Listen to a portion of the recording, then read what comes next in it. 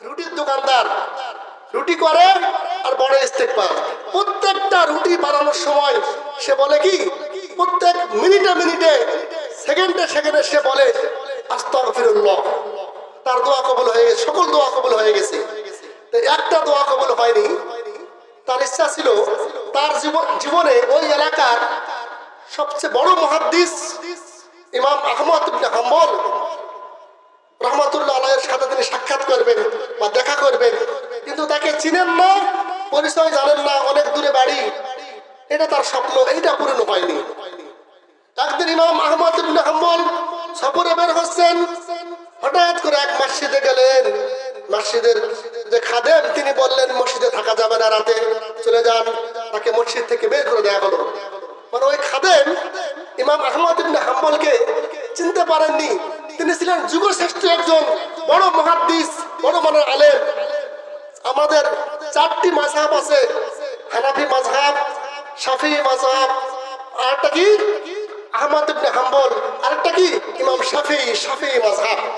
তো এই মাযহাবগুলি আমরা যখন দেখব, শেষ করবো আর আমার এই ইস্তেগফার পড়ার কারণে কি হলো, একদিন ইমাম আহমদ ইবনে হাম্বল চলে গেলেন তার রুটির দোকানের পাশে গিয়ে বললেন যে বাবা আমাকে একটু আজকে রাতের জন্য এখানে থাকার জায়গা করে দাও। ইমাম দেখলেন যে এই ব্যক্তি বারবার পড়ে ইস্তেগফার, খালি ইস্তেগফার। তখন বলেন যে আমি তো ইস্তেগফার করি, আমার সকল দোয়া কবুল হয়ে গেছে, একটা দোয়া কবুল হয়নি। কি, আমি ইমাম আহমদ ইবনে হাম্বল সাথে দেখা করতে চাই, কিন্তু এখনো দেখা হয়নি। আহমদ ইবনে হাম্বল বলেন বাবা আমি তো ইমাম আহমদ ইবনে হাম্বল, তোমার দোয়া কবুল হয়ে গেছে, বলি আলহামদুলিল্লাহ। আর আরেকটি কথা, বেশি বেশি প্রশংসা করলে, শুকরিয়া আদায় করলে আপনার যে টেনশন আছে টেনশন কমে দিবেন। একজন তিনি কে?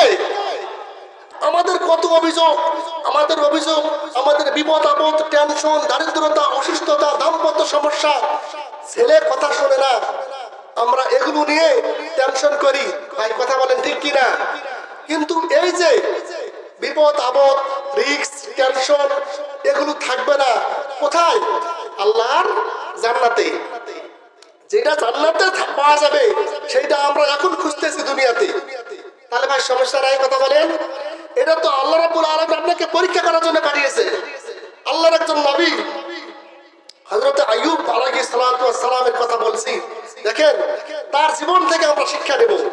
হযরত আইয়ুব আলাইহিস সালাতু ওয়াস সালামের জীবনে আমরা যদি দেখি, তার জীবনে কত পরীক্ষা, একটার পর একটা পরীক্ষা। শয়তান এসে বলল রব্বুল আলামিন আপনি আইয়ুব নবীর যত ফসল আছে সমস্ত ফসল ধ্বংস করে দেন, সে আপনাকে ভুলে যাবে। বাতাসে সব ফসল ধ্বংস হয়ে গেল। শয়তান এসে বলল যে নবী হে, আপনার ফসল সব ধ্বংস হয়ে গেছে। আমরা হলে কি বলতাম? আফসোস করতাম। তখন নবী বলেছিলেন আলহামদুলিল্লাহ, বলি আলহামদুলিল্লাহ। শয়তান বলল রব্বুল আলামিন এই যে নবীর সন্তান আছে আল্লাহ, এই সন্তানগুলি আপনি ধ্বংস করে দেন, সে আপনাকে ভুলে যাবে। সন্তানগুলি মারা গেল। তারপরে শয়তান এসে বলল আইয়ুব নবী আপনার সন্তান মারা গেছে।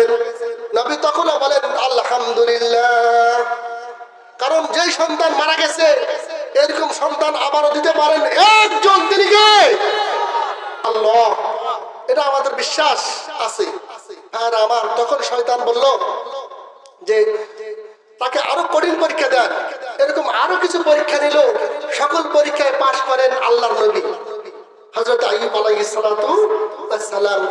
আল্লাহ রাব্বুল আলামিন বলেন ওয়ালা নাবলুওয়ান্নাকুম বিশাইইন মিনাল খাউফি ওয়াল জু'i ওয়া নাকসিম মিনাল আমওয়ালি ওয়াল আনফুসি ওয়াস সামারাত ওয়া বাশশিরিস সাবিরিন।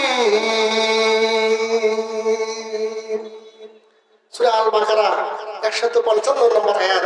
আল্লাহ রাব্বুল আলামিন বলেন ও পৃথিবীর মানুষেরা শোনো, আমি তোমাদেরকে ভয়, ভীতি, তোমাদের ফসলের ক্ষতি, জানমালের ক্ষতি, রিস্ক, টেনশন বিভিন্ন কিছু দিয়ে আমি তোমাদেরকে পরীক্ষা করব। একজন, তিনি কে? আল্লাহ। আল্লাহ রাব্বুল আলামিন মানুষকে এইভাবেই পরীক্ষা করে থাকেন, ফসলের ক্ষতির দ্বারা, জান এবং মালের ক্ষতির দ্বারা। শুধু তাই নয়, আল্লাহ রাব্বুল আলামিন আপনাদেরকে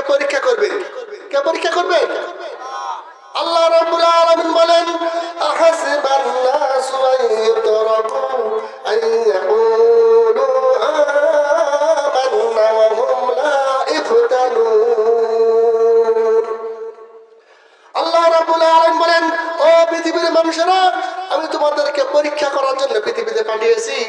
আমি দেখব কে ইমানদার এবং কে বেঈমান, এটা আল্লাহ দেখবেন। কে আল্লাহর প্রতি ইমান আনে বিপদে আপদে টেনশনে, কে আল্লাহকে ভালোবাসে, কে আল্লাহর শুকরিয়া আদায় করে, আর কে কে আল্লাহর শুকরিয়া আদায় করে না। এই জন্য আল্লাহ রাব্বুল আলামিন পরীক্ষা করবেন মানুষকে। কাকে পরীক্ষা করবেন? মানুষকে। ভাই, আমরা এসেছি পরীক্ষা দেওয়ার জন্য।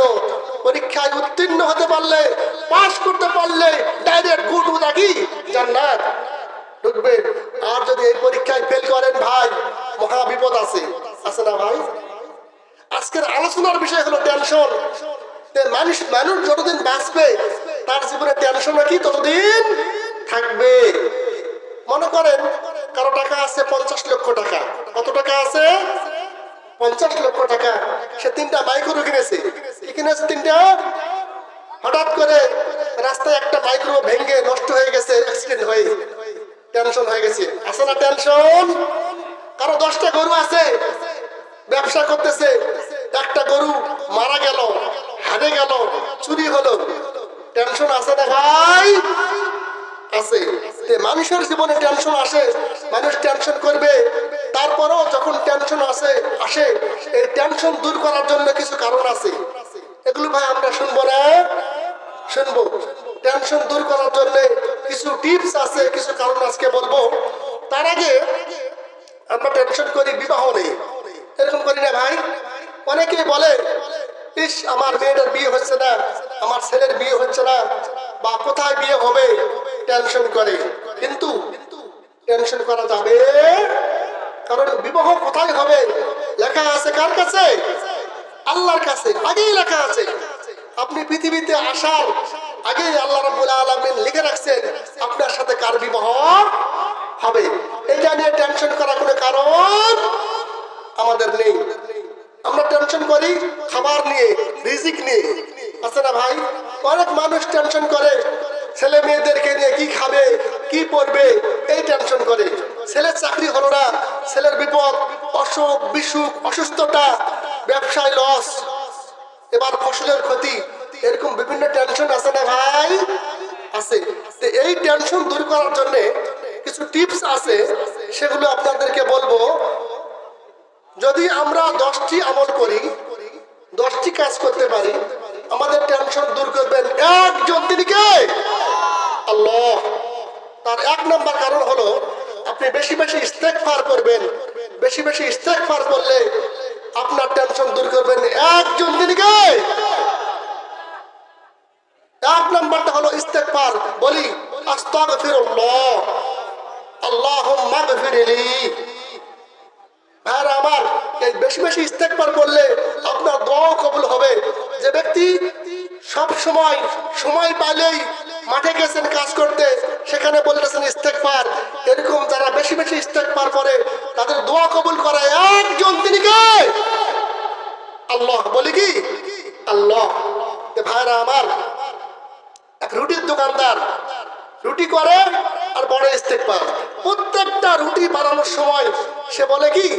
প্রত্যেক মিনিটে সেকেন্ডে সে বলে আস্তাগফিরুল্লাহ। তার দোয়া কবুল হয়ে গেছে, সকল দোয়া কবুল হয়ে গেছে। একটা দোয়া কবুল হয়নি। তার ইচ্ছা ছিল তার জীবনে ওই এলাকার সবচেয়ে বড় মুহাদ্দিস ইমাম আহমদ ইবনে হাম্বল রাহমাতুল্লাহ আলাইহির সাথে তিনি সাক্ষাৎ করবেন বা দেখা করবেন, কিন্তু তাকে চিনেন না, পরিচয় জানেন না, অনেক দূরে বাড়ি। এটা তার স্বপ্ন, এইটা পূরণ হয়নি। একদিন ইমাম আহমদ ইবনে হাম্বল সফরে বের হচ্ছেন, হঠাৎ করে এক মসজিদে গেলেন। মসজিদের যে খাদেম তিনি বললেন মসজিদে থাকা যাবে না, রাতে চলে যান। তাকে মসজিদ থেকে বের করে দেওয়া হলো। মানে ওই খাদেম ইমাম আহমদ ইবনে হাম্বলকে চিনতে পারেননি। তিনি ছিলেন যুগশ্রেষ্ঠ একজন বড় মুহাদ্দিস, বড় মানের আলেম। আমাদের 4টি মাযহাব আছে, হানাফি মাযহাব, শাফিঈ মাযহাব, আরেকটা কি আহমদ ইবনে হাম্বল, আরেকটা কি ইমাম শাফিঈ মাযহাব। তো এই মাযহাবগুলি আমরা যখন দেখব, শেষ করব আর আমার এই ইস্তেগফার পড়ার কারণে কি হলো, একদিন ইমাম আহমদ ইবনে হাম্বল চলে গেলেন তার রুটির দোকানে পাশে গিয়ে বললেন যে বাবা আমাকে একটু আজকে রাতের জন্য এখানে থাকার জায়গা করে দাও। তো ইমাম দেখলেন যে এই ব্যক্তি বারবার পড়ে ইস্তেগফার, খালি ইস্তেগফার ইস্তেগফার। তখন বলেন যে আমি তো ইস্তেগফার করি, আমার সকল দোয়া কবুল হয়ে গেছে, একটা দোয়া কবুল হয়নি। কি? আমি ইমাম আহমদ ইবনে হাম্বল সাথে দেখা করতে চাই, কিন্তু এখনো দেখা হয়নি। আহমদ ইবনে হাম্বল বলেন বাবা আমি তো ইমাম আহমদ ইবনে হাম্বল, তোমার দোয়া কবুল হয়ে গেছে, বলি আলহামদুলিল্লাহ। আর আরেকটি কথা, বেশি বেশি প্রশংসা করলে, শুকরিয়া আদায় করলে আপনার যে টেনশন আছে টেনশন কমে দিবেন একজন, তিনি কে? আল্লাহ রাব্বুল আলামিন বলেন ওয়ালাউ আন্নামা ফিল আরদি মিন শাজারাতিন আকরামু ওয়াল বাহরু ইয়ামুদ্দুহু মিন বাদিহি সাবাতু আবহুরিন মা নাফিদাত কালিমাতুল্লাহ। সূরা লোকমান 27 নম্বর আয়াত খুলে দেখেন, আল্লাহ রাব্বুল আলামিন বলেন ও পৃথিবীর মানুষেরা, এই যে সাগর আছে এই সাগরের সাথে আরো 7 সাগর যুক্ত করো, সব পানিকে খালি করো, যত গাছ আছে সমস্ত গাছকে কেটে খালি করো, কলম করো, সকল সাগরে পানি ফুরিয়ে যাবে, সকল গাছ ফুরিয়ে যাবে, আল্লাহর শুকরিয়া আদায় করা শেষ হবে না, বলি আলহামদুলিল্লাহ।